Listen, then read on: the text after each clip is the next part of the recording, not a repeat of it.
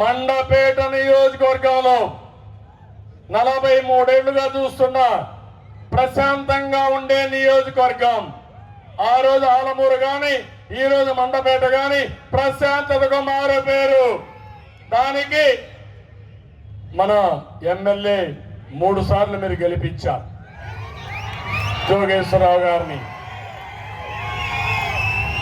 నేను మిమ్మల్ని అందరినీ కోరేది మళ్ళీ ప్రశాంతమైన వాతావరణం ఉండాలంటే జోగేశ్వరరావు ఎమ్మెల్యే కావాలి.